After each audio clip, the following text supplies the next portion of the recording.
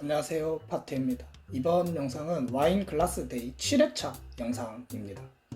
와인 리스트 같은 경우는 텔리에 비뉴드 피엘이 2020년, 그리고 도멘 서린 얀밀기베 2019년, 도멘 위에 부드레 클로드 부르 드미색 2022입니다.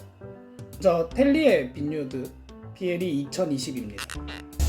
오늘 저희 글라스데이의 첫 번째 역시는 샴페인으로 오늘 시작을 하는데요. 이 샴페인 하우스 같은 경우에 텔리에라고 하는 샴페인 하우스고요. 큐베는 뉴델 피에리라는 큐베거든요. 텔리에 같은 경우에는 당연히 그 NM이 아니고 RM 샴페인 하우스고요. 레골탕 마니플랑이라 해서 직접 자기가 재배한 포도를 가지고 만든 샴페인 하우스라고 생각을 하면 좋을 것 같은데, 얘네들은 또 특징적인 게 스테인리스 통 숙성을 거의 거치고 오크를 사용하더라도 선택적으로 사용하는데, 그러니까 뉴오크가 아닌 좀 여러 번 사용했던 오크를 통해서 오크가 주는 느낌보다는 샴페인 지역에 있는 어떤 포도들의 고유한 특징들을 잘 드러내는 그런 샴페인 하우스입니다. 큐베 자체가 일반적인 큐베랑은 조금 다른 그 블렌딩을 좀 가지고 있는데, 얘 같은 경우에는 지금 70%의 샤르도네랑 30%의 피노 미니에로만 구성이 되어 있습니다. 샤르도네가 가지는 그런 약간 흰고창이라든지 기분 좋은 산도, 그리고 이제 청사과류의 향들도 잘 나는 반면, 또 이제 미니에가 어느 정도 입에서의 부족함들도 조금 받쳐주고 바실의 향을 조금 풍성하게 이렇게 만들어주는 효과가 있어요. 그래서 얘가 스테인리스 숙성하고 오크 안 씀에도 불구하고 산화를 많이 안 함에도 불구하고 접근성이 굉장히 좋습니다. 한번 드셔보시면 맛이 굉장히 편한 스타일의 샴페인이구나 라고 생각이 드실 거예요. 한번 드셔보세요. 먼저 색상 같은 경우는 저는 연한 볏짚 색으로 느껴졌습니다. 그리고 향 같은 경우는 레몬즙 위에 사과 주스 몇 방울 들어간 향이 이제 느껴졌고, 약간 사투리로 치면 새그럽다? 이런 느낌의 향이었고, 약간 상당히 크리스피한 향이 많이 느껴졌습니다. 자, 이제 입안에서는 크리미한 기포랑 그리고 약간 리코타 치즈를 이제 수제로 만들면 그 생기는 건더기 같은 그런 질감이 이제 입안에서 많이 느껴졌고, 저는 떫은 맛이 느껴졌지만 약간 지속된다기보다는 약간 깔끔하게 떨어지는 느낌을 받았습니다. 그리고 제가 최근에 대부분 마신 샴 같은 경우는 이제 피니쉬가 약간 끝맛에 떫은 맛이 좀 지속되는 느낌을 받았는데, 텔리에 같은 경우는 끝맛에 산도가 약간 짜릿하게 악센트를 쳐주는 느낌으로 느껴졌습니다. 두 번째 와인은 도멘 서린의 얀밀기베 2019입니다. 두 번째 와인은 일반적으로 저희가 이제 보통 이제 스파클링 와인 다음에 화이트를 먼저 시작하는데, 오늘은 두 번째를 레드를 서브해드렸습니다. 이 와인 같은 경우에는 이제 도멘 서린의 얀밀기베라는 와인이고요. 오레곤 쪽에서 만들어진 피노누아입니다. 오레곤 같은 경우에는 이제 캘리포니아 그 나파밸리 쪽보다 소노마나 이런 러시안 리버 쪽보다 조금 더 북쪽에 위치해서 조금 더 서늘한 느낌의, 조금 더 브로그뉴와 조금 비슷한 타입의 와인을 만들어 나간다라고 생각을 하시면 될 것 같아요.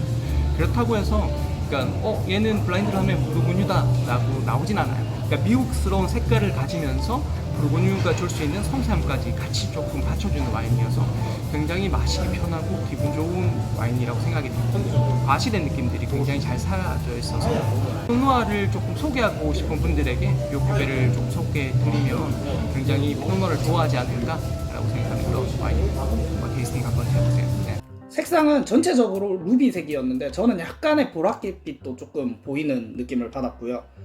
검붉은 과실향과 이제 가죽 전체적으로 이제 무거운 톤의 향이 많이 느껴졌는데, 그래도 향의 그 식감이라 해야 되나, 그런 걸 봤을 때는 양성적인 느낌으로 느껴졌습니다. 입안에서는 중간 산미의 제비꽃 뉘앙스와 입맛에 약간 혀에 코팅되는 인공베리 느낌을 받았습니다. 그래서 저는 이 인공 체리 느낌을 약간 미국 피노누아의 특징이라고 생각을 해서, 역시 미국 피노하면 약간 이런 느낌이 많이 나는구나 라는 걸 좀 느꼈습니다. 개인적으로 향에 비해서는 맛이 상대적으로 라이트해서 마시기 편하다는 생각을 했습니다. 마지막 와인은 도멘 위에 부드레 클로드 부르 드미색 2022입니다.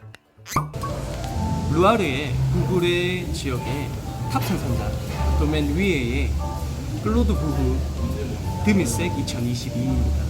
그러니까 위에 같은 경우에는 프랑스에서도 이제 슈냉블랑이라는 품종, 얘는 슈냉블랑 100%로 만들어지는데 슈냉블랑이라는 품종 자체를 굉장히 잘 만드는 탑 생산자라고 생각을 하시면 될 텐데 그 다른 여타 유명한 또 슈냉블랑의 생산자라고 이야기하면 니콜라 졸리라고 이야기하는 굉장히 또 전 세계적으로 가장 잘 만든다는 생산자들 있죠. 근데 니콜라 졸리는 조금 다른 스타일의 슈냉을 만들고 있어요. 니콜라 졸리 자체가 조금 슈냉블랑의 어떤 힘이라든지 드라이한 슈냉블랑의 전형적인 느낌들을 많이 보여준다면 얘 같은 경우에는 슈냉블랑이 가지는 섬세함 그리고 당을 남기면서 슈냉블랑이 가져갈 수 있는 다양한 모습들을 조금 잘 보여주는 큐베라고 생각을 하면 될 것 같고요. 듬이 세기이기 때문에 당도 자체가 얘 같은 경우에는 0에서 지금 한 17 정도까지 그람까지 포함을 할 수 있게 됩니다. 그래서 약간 스위트한 느낌을 가지면서 편하게 드실 수 있는 타입이라고 생각을 하시면 좋을 것 같습니다. 마지막에 한번 드셔보시면 굉장히 좋을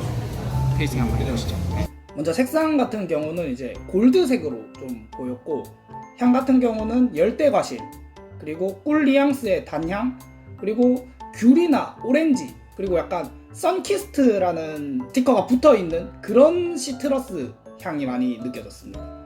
맛은 이제 단맛이 느껴졌지만 그 뒷맛에 느껴지는 산도가 계속해서 이 와인을 조금 마실 수 있게 해주는 느낌을 받았습니다.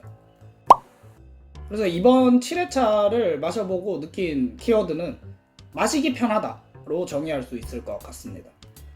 1회에서 6회차에 비해서 강한 특색이 느껴지는 리스트는 아니었던 것 같고 하지만 이제 마시는 내내 좀 아무 생각 없이 좀 편안하게 마실 수 있어가지고 좋았습니다. 6월 3일에 8회차가 진행이 되는데 좋아하는 품종이 포함되어 있다는 소식을 들었습니다.